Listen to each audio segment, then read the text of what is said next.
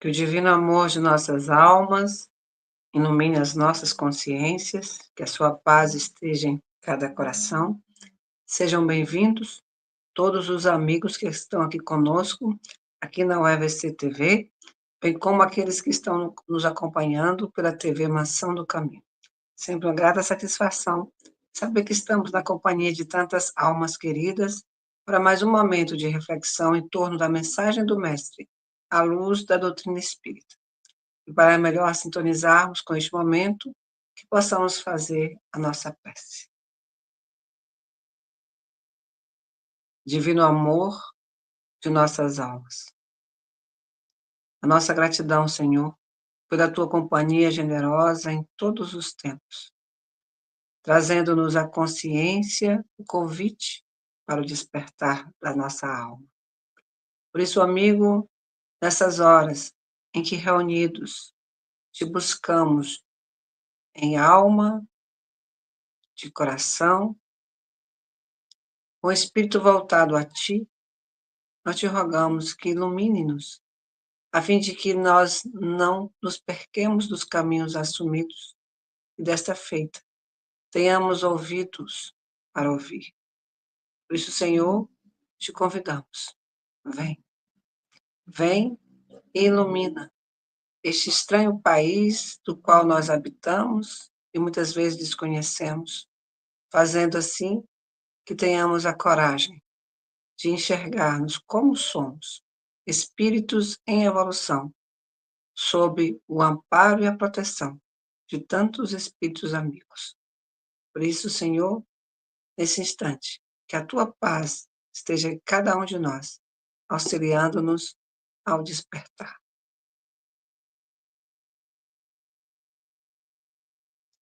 Hoje, nós temos mais uma vez a nossa companhia amorosa de Max Lânio, que vai nos trazer o tema União da Alma e do Corpo. Max, sempre uma alegria recebê-lo em nossos canais. Seja bem-vindo, meu amigo. A casa já é sua. Então, rogando o voto de honra, paz, passamos a palavra para você. Gratidão, amiga. Muita felicidade estar aqui com vocês, muita gratidão por ter a oportunidade de, mais uma vez, trabalharmos um tema que Allan Kardec nos ensinou. Então, nós vamos nos utilizar de algumas orientações através de slides para facilitar a nossa compreensão. Então, com isso, facilitará a nossa busca de entender certas afirmações que estão no Evangelho e que sem a doutrina espírita teríamos muita dificuldade de assimilá-las. Então, aqui, por exemplo, nós vamos ter esta que está anotada em João, no capítulo 3, versículo 3, em que Jesus diz: em verdade, eu te digo, que se alguém não nascer de novo, não pode ver o reino de Deus. Então, nós estamos falando de alguém que está no mundo espiritual e que precisa descer para o mundo físico. E esse é um processo, e um processo que tem uma complexidade que muitas vezes nós não aquilatamos. Para isso, Allan Kardec tratou com muito esmero de estudar esse tema. Aqui, por exemplo, na parte 2ª do Livro dos Espíritos, ele dedicou o capítulo 7, que trata da volta do espírito à vida corporal. E o item que nós estamos examinando hoje, Kardec chamou de união da alma e do corpo. Mas Kardec também tratou desse tema lá no livro A Gênese. Então, convidamos as amigas e os amigos para lá também se reportarem ao capítulo 11, que trata da Gênese espiritual, em que também Kardec aborda o tema que hoje nós estamos estudando. Então, lá ele vai ter vários itens, que é a Gênese espiritual e a união do princípio espiritual à matéria, é o item que Kardec examina esse mesmo tema tratado no Livro dos Espíritos. Mas também o nosso querido Francisco Cândido Xavier, pela sua psicografia abençoada, permitiu a vinda de um espírito que muito, mas muito nos ajudou na compreensão da vida no mundo espiritual e desses liames entre a vida no mundo espiritual e a vida no mundo físico. Nesse livro chamado Missionários da Luz, André Luiz, ele vai tratar de uma reencarnação que nós vamos aqui aproveitar para abordar hoje, em que tem uma preparação, tem a reencarnação propriamente dita, tem uma proteção que nós conhecemos com Allan Kardec pela nossa bênção dos anjos de guarda, dos protetores espirituais. Então, o que nós estamos propondo hoje aqui, amigas e amigos, é que nós examinemos o tema à luz da razão, para que nós não nos percamos em algo que possa ser confundido com místico, ou algo que fique no campo da imaginação. Não, nosso objetivo aqui é que seja palpável, que seja concreto, que seja aceitável pela nossa razão. Então, Kardec começa o estudo desse tema no Livro dos Espíritos, fazendo a indagação na questão 344. Em que momento a alma se une ao corpo? Uma questão extremamente importante. Em que momento a alma se une ao corpo? E os benfeitores irão responder assertivamente, com tranquilidade, dizendo: a união começa na concepção. E nós vamos ver a concepção aqui com André Luiz em detalhes. Mas só é completa por ocasião do nascimento. Então, veja que a união começa na concepção, mas o processo final termina com o nascimento. E a reencarnação propriamente dita, nós vamos ver, termina somente após os 7 anos de idade. Desde o instante da concepção, disseram os espíritos, o espírito designado para habitar certo corpo, a este se liga. Então, tem uma vinculação por um laço fluídico ou um laço magnético. São linhas de campo, linhas magnéticas que ligam o espírito ao corpo que está em processo de formação, que cada vez mais vai se apertando até o instante em que a criatura vê a luz. Então, essa ligação ela vai se tornando cada vez mais forte à medida que o feto vai se formando, o ser vai se formando. O grito que o recém-nascido solta, disseram os espíritos, anuncia que ele se conta no número dos vivos. A gente coloca vivos entre aspas porque somos sempre vivos, mas aqui para os encarnados equivale aos vivos e dos servos de Deus. Na questão 351, Kardec examina um pouco mais esse campo que nos está aqui agora apetecendo. No intervalo que medeia, ou seja, entre a concepção e o nascimento, nesse intervalo, desde que você foi concebido até o momento que você nasceu, goza você, espírito, de todas as suas faculdades? Essa é a pergunta que Allan Kardec fez. E os benfeitores disseram, mais ou menos. Mais ou menos por quê? Porque é conforme o ponto em que se ache dessa fase. Lembra que os laços vão se apertando à medida que vai se formando o corpo. Porquanto ainda não está encarnado, olha a expressão, apenas ligado. Então veja, nós não podemos afirmar que o espírito está encarnado no processo da gravidez. Não, ele está ligado por linhas de campo de força, que não chamadas linhas de magnéticas ou fluídicas, que prendem de uma certa forma o que é o espírito no que é o corpo, ou seja, o ser que está no mundo espiritual vindo para o mundo físico, que vai se utilizar do corpo físico. A partir do instante da concepção, disseram eles, começa o espírito a ser tomado de perturbação, que o adverte de que lhe soou o momento de começar nova existência corpórea. Veja que interessante. Quando ele vai reencarnar, que significa que ele vai morrer para o mundo espiritual e vai nascer para o mundo físico, o contrário acontece quando desencarnamos, nós morremos para o mundo físico e renascemos para o mundo espiritual, então veja que é apenas mudança de plano.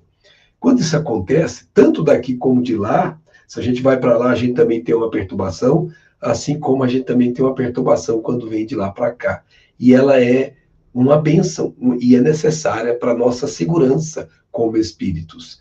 Então, essa perturbação está dizendo, chegou a hora de nós voltarmos para o corpo físico. Essa perturbação, ela vai crescendo de contínuo até o nascimento. Da mesma forma que vai aquelas linhas de força vão prendendo cada vez mais o espírito ao corpo, cada vez mais a perturbação vai se ampliando. É uma relação direta com a outra. Nesse intervalo, seu estado é quase idêntico ao de um espírito encarnado durante o sono. Ou seja, a liberdade passa a ser relativa. Porque quando você dorme, você se desdobra, você se solta do corpo parcialmente. Você continua vinculado a um fluxo energético, que a gente chama de cordão fluídico, que mantém você preso ao corpo. Aqui está se formando esse cordão pouco a pouco, e há linhas de força que mantêm o espírito ligado a este corpo em formação. Portanto, é semelhante, é quase idêntico, não seja exatamente idêntico, mas é quase.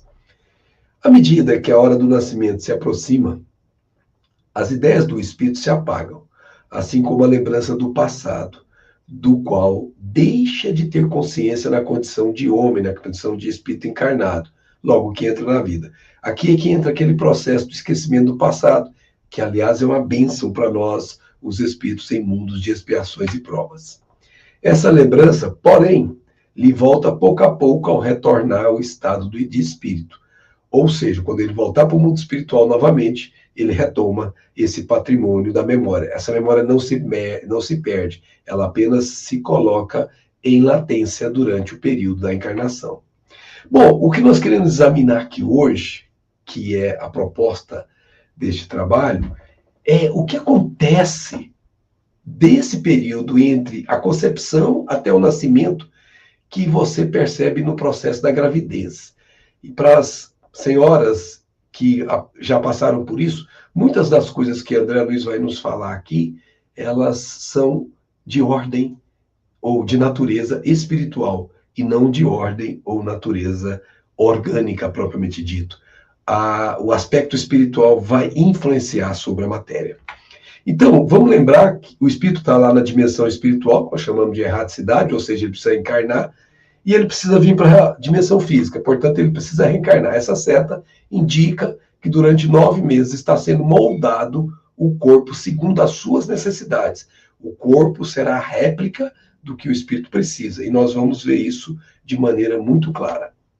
Então, esse retorno à carne se inicia no processo de materialização do espírito no corpo físico dentro de um ventre materno. Bom, vamos falar da concepção conforme a pergunta que nós vimos agora. Existe uma concepção biológica, mas ela não está só. Existe uma intervenção espiritual quando necessário. Não quer dizer que sempre haverá intervenção espiritual, mas em casos, na sua grande maioria, há sempre uma intervenção espiritual de um terceiro ao processo. Mas há intervenção espiritual do próprio espírito sobre a concepção biológica. Mas, em regra geral, as leis biológicas funcionam por automatismo e elas é quem produzem o corpo. Mas um corpo sem espírito é um natimorto, ele nunca sobreviverá. Por isso, não há como ter uma vida nova sem o espírito neste corpo que está se formando. Ele pode até se formar por automatismo biológico, mas não sobreviverá. Aí André Luiz está verificando, logo após o movimento de relação sexual entre o casal, 2 horas aproximadamente depois, o Alexandre, que era o tutor responsável por esse trabalho, e o próprio André entram no quarto do casal, que já estava dormindo, e Alexandre vai fazer, então, a verificação do processo de espermatozoide encaminhar-se ao óvulo. Então ele começa a ver com os seus olhos de espírito como se fosse uma lente aumentada, e o André Luiz tem acesso a isso. E ele vai descrever o que está vendo. Então ele diz assim, através dos condutos naturais, corriam os elementos sexuais masculinos, ou seja, os espermatozoides, em busca do óvulo. E Alexandre, que era um espírito de escol, podia ver as disposições cromossômicas de todos os princípios masculino em movimento. Gente, ele podia ver as disposições cromossômicas de quase 500 milhões de espermatozoides, que varia de 300 a 500 milhões em média o número de espermatozoides num processo desse.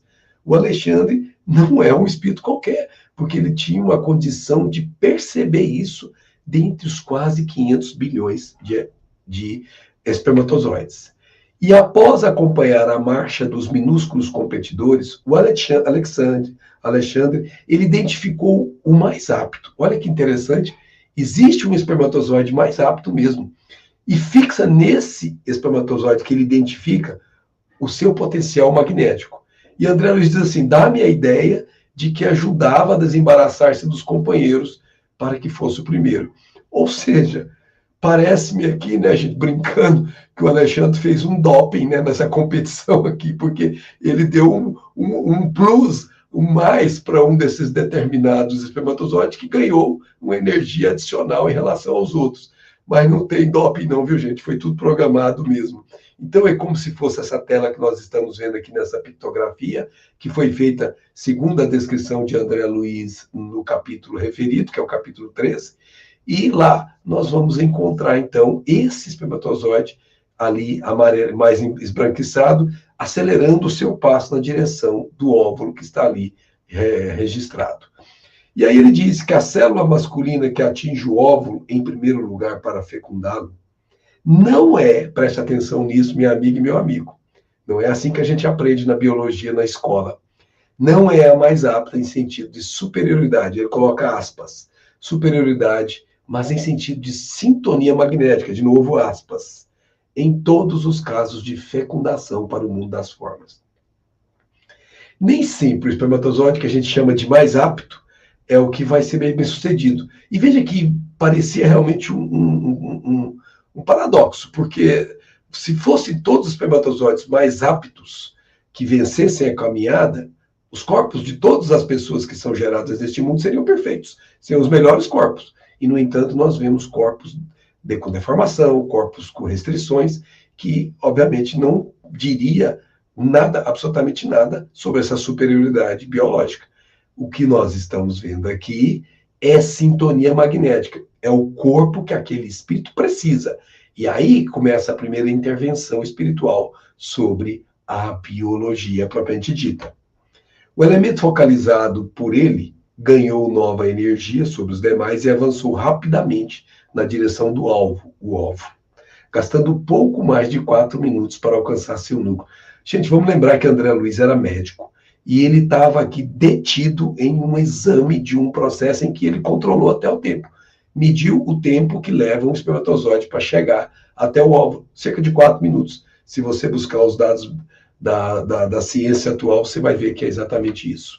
Aqui é uma fotografia de microscopia eletrônica que indica a penetração do espermatozoide no óvulo. Ambas as forças, aí André Luiz está descrevendo o que está vendo, masculina e feminina, formavam agora uma só, porque penetrou e ali tudo está dentro. Convertendo-se, diz André Luiz, ao olhar dele, em tenuíssimo e fraquíssimo foco de luz. É como se acendesse uma luzinha bem tênue, bem suave, no momento em que a concepção se fez. Você se lembra quando a gente vê lá no Velho Testamento e depois no Novo Testamento com João, faça-se a luz, e a luz se fez? A vida está relacionada à luz. Aqui André Luiz nos faz perceber isso. E Alexandre, diz André Luiz, toca a pequenina forma com a mão direita, mantendo-se no serviço de missão da divisão da cromatina. Então veja que o Alexandre está interferindo na divisão da cromatina, não está seguindo só o processo biológico, no caso desse espírito reencarnante que se chama Segismundo. Bom, a recepção, uma vez feito isso, nós vamos ter a gravidez propriamente dita se iniciando. Provavelmente, uma mulher sensível irá perceber que algo aconteceu. Ela irá sentir algo diferente, porque se fez ali um processo biológico e espiritual ao mesmo tempo. E começa ali estabelecer-se uma relação entre o espírito e a mãe que o abriga em seu ventre. Então, essa gravidez é um fenômeno extremamente interessante de estudarmos. Diz o André Luiz que o Alexandre ajustou a forma reduzida de Segismundo.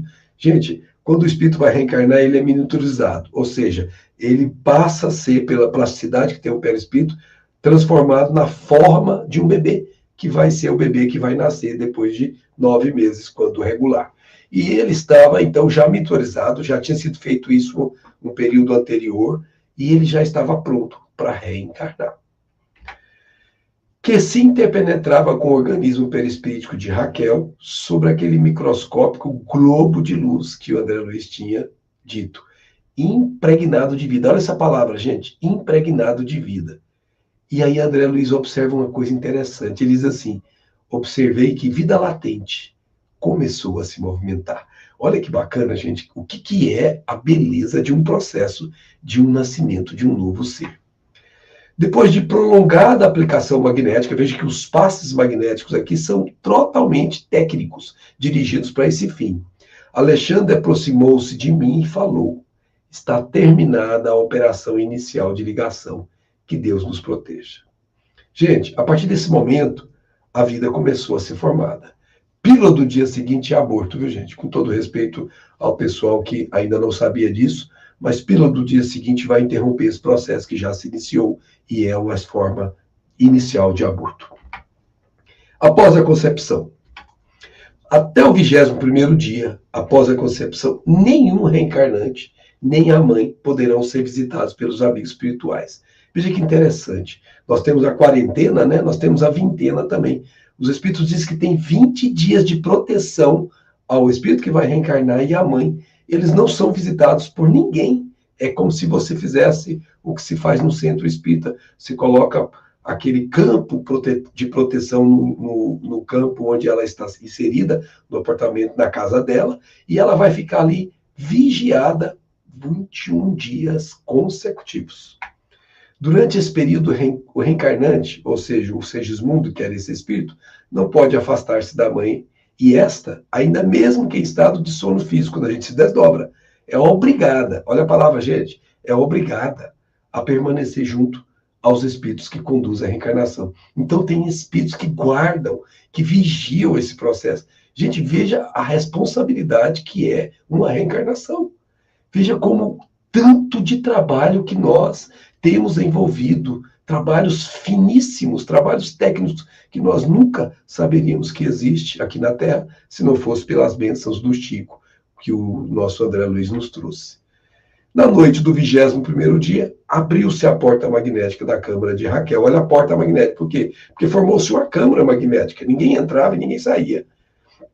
E aí poderia ter as visitações dos afetos, das pessoas que estavam ligados a ambos, tanto ao Segismundo quanto à mãe que o receberia.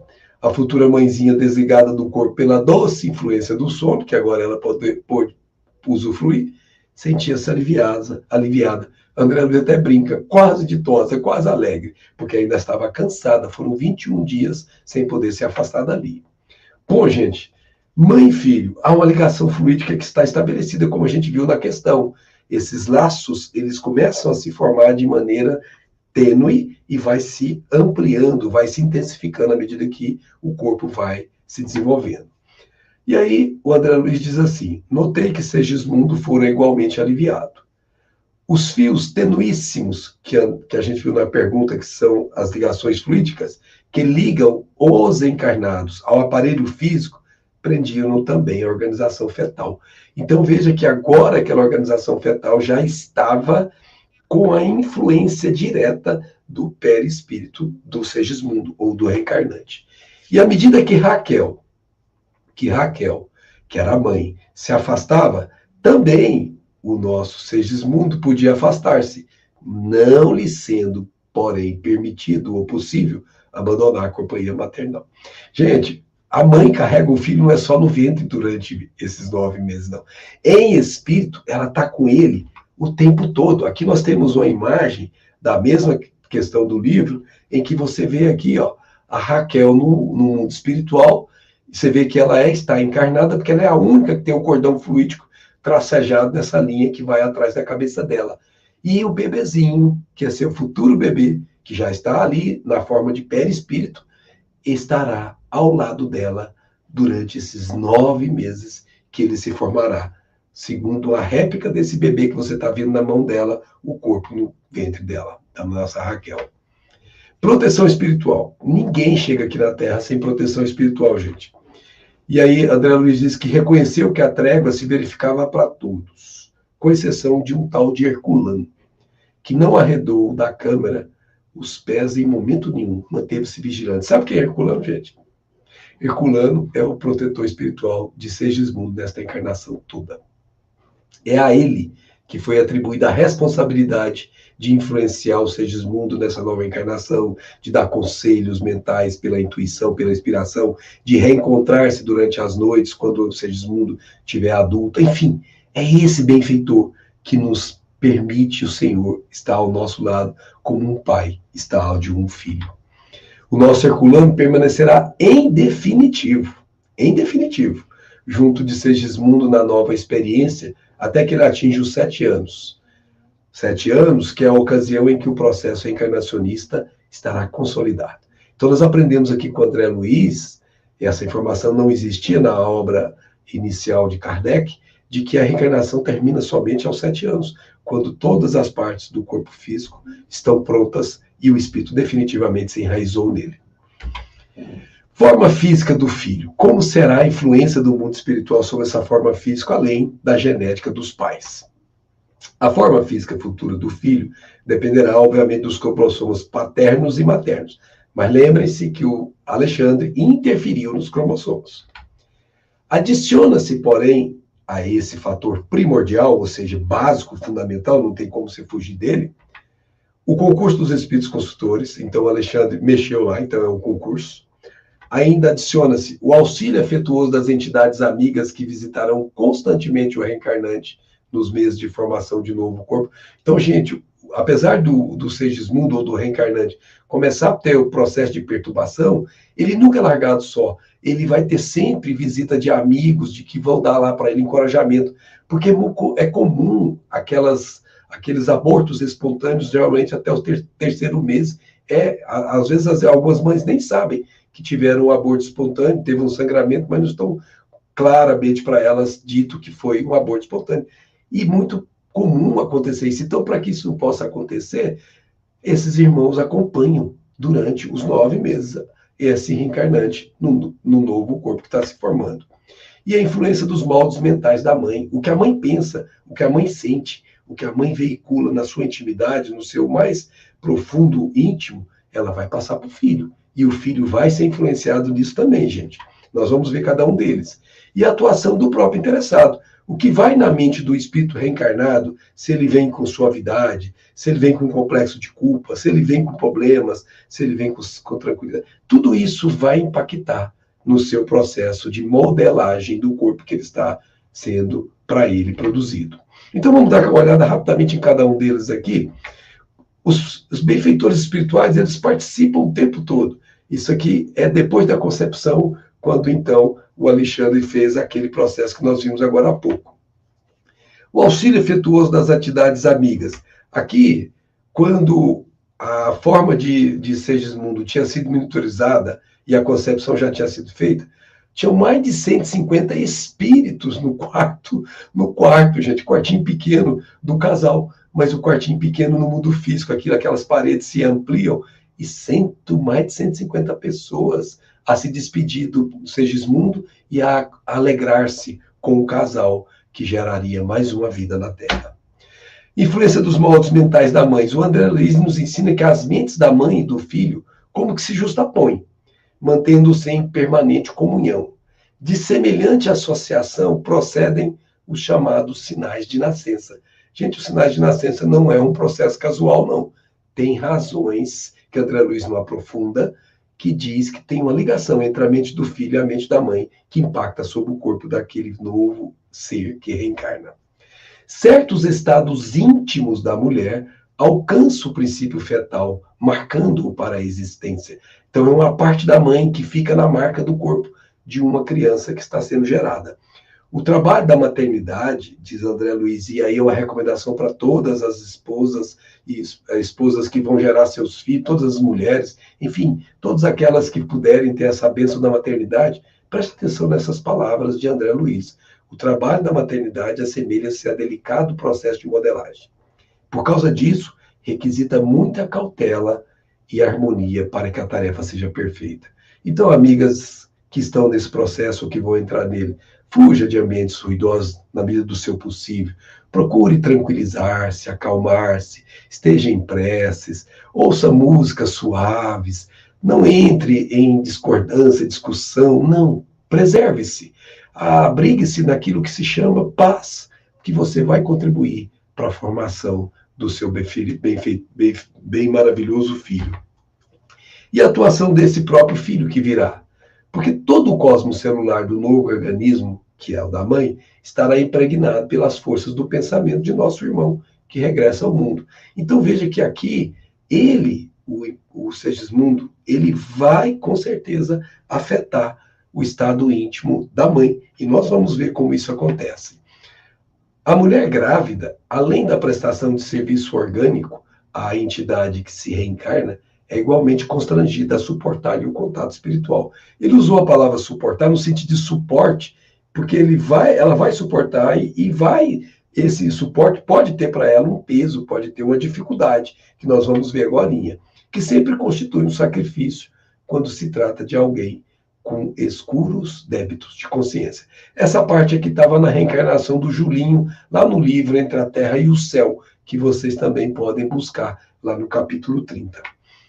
Interação psíquica que vai trazer alegria à mãe. A mãe vai ter um movimento de muita alegria. Quando isso? Quando o filho é senhor de larga evolução, então é um espírito elevado e dono de elogiáveis qualidades morais. Quando esse espírito está sendo reencarnado, a mãe consegue ser auxiliada por ele para poder gerar sublimadas emoções e alegrias intraduzíveis. Então é aquela mãe que está feliz, não sabe por que está feliz. É o contato, essa justa posição das mentes está fazendo transferir para ela aquela paz do espírito que está vindo por ela. E ela experimenta isso, porque ela funciona como se fosse um médium. Interação psíquica também tem extravagâncias. Essa interação entre os dois psiquismos, da mãe e o do filho, gera algumas coisas que são não normais, vamos chamar assim, ou não convencionais.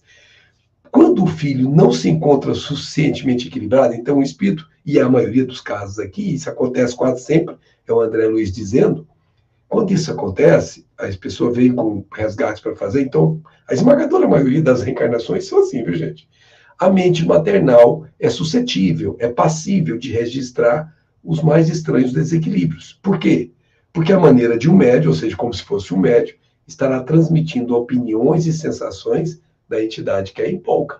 Então o espírito vem, e ele tem seus traumas, seus dramas, ele passa isso para o psiquismo da mãe, e a mãe não consegue processar isso de maneira adequada, porque isso é involuntário, e vai gerar o que se chama extravagância. Por isso, é comum a verificação de exagerada sensibilidade da mulher que engravida. A transformação do sistema nervoso nessas circunstâncias é indiscutível. Por isso que os maridos, os companheiros, precisam ter nessa hora muita tranquilidade para lidar com isso, porque a esposa não será mais a mesma. Ela estará empolgando a outra entidade dentro dela, que não afeta a sua forma física, afeta a forma psíquica, afeta as suas sensações, afeta, enfim, o seu modo de ser. Muitas vezes a gestante revela decréscimo de vivacidade mental e, não raro, enuncia propósitos das mais rematadas extravagância. Então ela pede o pai, eu quero comer damasco lá da Arábia Saudita agora. Ela tem esse pedido que parece impraticável, né? Então isso vem dessa situação da justa posição das mentes que não estão aí, obviamente, harmonizadas. A gestante é uma criatura hipnotizada a longo prazo, informa André Luiz. Tem o campo psíquico invadido pelas impressões e vibrações do espírito que está encarnando-se por ela. Aversões. Por causa dessas interações psíquicas, podem acontecer aversões. Por exemplo, sim, isso ocorre sempre que um inimigo do pretérito volta à carne, a fim de resgatar débitos contraídos para com aquele que lhe servirá de pai. Então a mulher, a mãe, que tem um amor profundo pelo pai, pelo marido, começa a ter uma antipatia por ele, que ela não consegue entender, ela não quer vê-lo de maneira nenhuma, pede ele para não chegar perto. Não é ela, é o filho que está vindo, que tem problemas com o pai, é uma reencarnação de reajuste, e isso já é antecipado nesse processo. O que o pai e a mãe têm que fazer? Passar a mão no ventre materno, conversar com esse filho, agradecer a ele por estar vindo, dizer para ele que nós estamos com todo o amor esperando por ele. Enfim, nós temos que fazer aquilo que aprendemos com Jesus, amá-lo com todas as nossas forças. Afinidades. Também há afinidades quando o espírito é próximo de alguém. Em se tratando de alguém com intensa afinidade junto ao pai, por exemplo, vê-se o marido docemente impulsionado a oferecer maior coeficiente afetivo à companheira, pois se sente envolvido por forças duplas de atração. Então, aquele espírito que está vindo é uma alma cara para aquele pai, uma alma que tem muita ligação com ele, e o simples fato de estar naquele corpo materno, ele fica mais predisposto a ajudar, sem entender por quê. Sob dobrada carga de simpatia, dá muito mais de si mesmo, em atenção e carinho, facilitando a tarefa maternal da mulher. Então, esse aqui é espontâneo, gente. O anterior, nós precisamos fazer força, tanto a mãe como o pai, para poder vencer essa antipatia. E no caso aqui, é só a simpatia, é tudo mais fácil. Enjoos e náuseas. Uma boa parte desses problemas não são biológicos, são provocados ao biológico pelo psiquismo.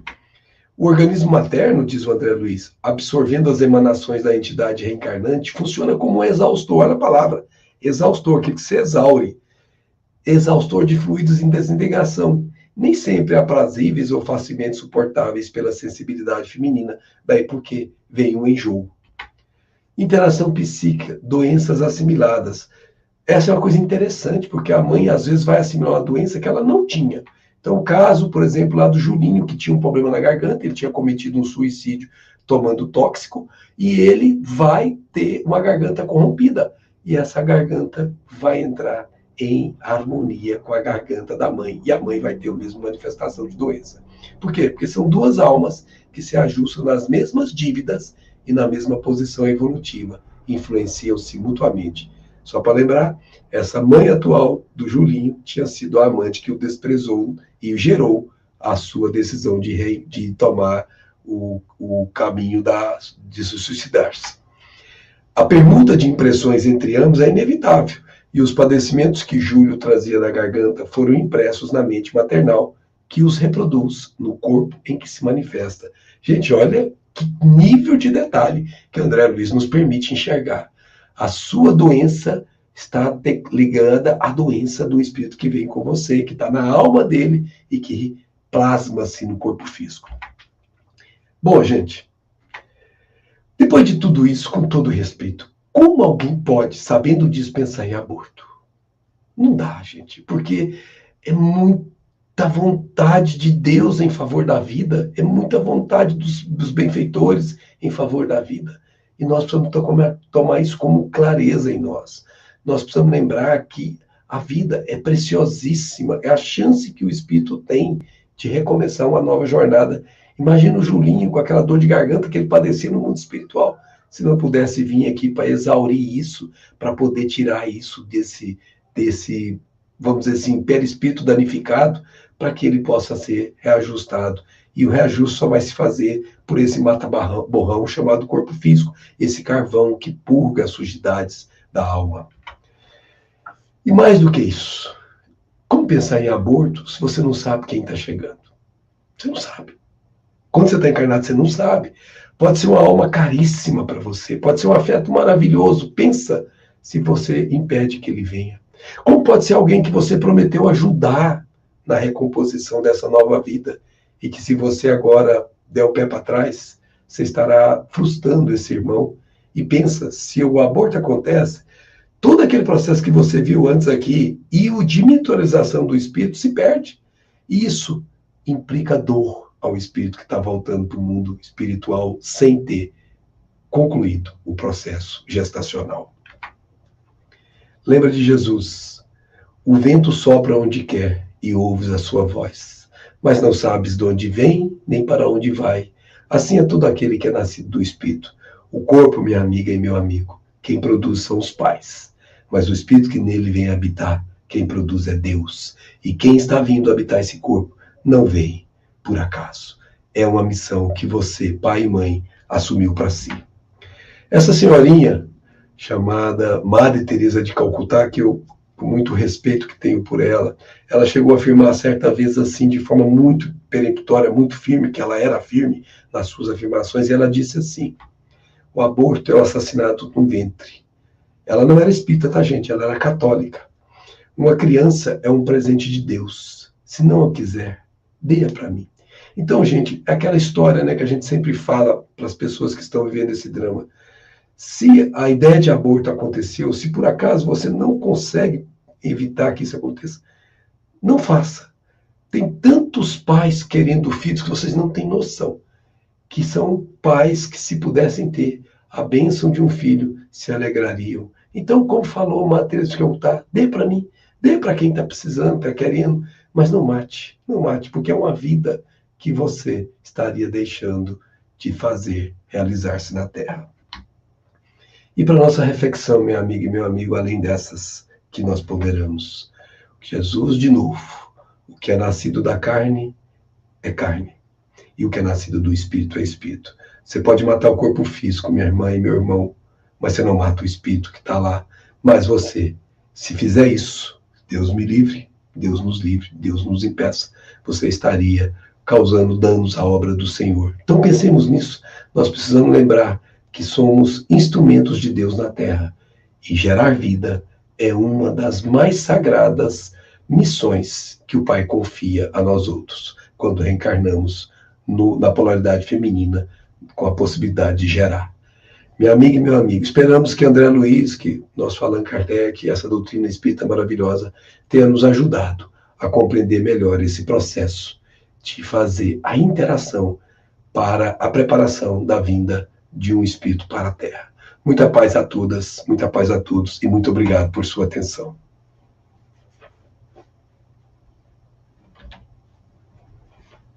Nossa gratidão, Max, pelas reflexões que nos chamam a atenção para a responsabilidade do direito à vida, o primeiro direito de todos que aqui aporto. Sem palavras para agradecer as reflexões desta noite, que possa chegar a corações que estão em aflições diante de uma gravidez indesejada, diante dos percalços que o mundo apresenta, com medo, né, ansiosos de trazer, de gerar a vida. Mas que o Senhor sempre está presente em todos os nossos momentos, e primordialmente no momento que nós decidimos viver sempre. Gratidão, amigo. Que o Senhor da vida te ilumine, te inspire na sua jornada sempre. Gratidão, muita paz. Muito obrigado. A nossa gratidão também a tantos amigos aqui conosco, bem como aqueles outros que estarão no futuro, e renovando sempre o convite. Se essa mensagem nos chega cara ao coração, que possamos compartilhar. Compartilhar o bem é sempre necessário para que possa chegar a tantas almas tão necessitadas quanto as nossas. E assim começarmos o trabalho da grande renovação íntima de cada um de nós, aprendendo, vivenciando a mensagem do Divino Amigo. Lembrando sempre que todas as manhãs, às 7 horas, aqui nos encontramos em mais um momento de reflexão para começarmos o dia na luz da oração, sempre na companhia de vocês. E também às quartas-feiras, no nosso programa Somos Todos Imortais, às 21 horas. Então, que tenhamos uma boa noite de paz, um bom fim de semana e luz na consciência de todos nós.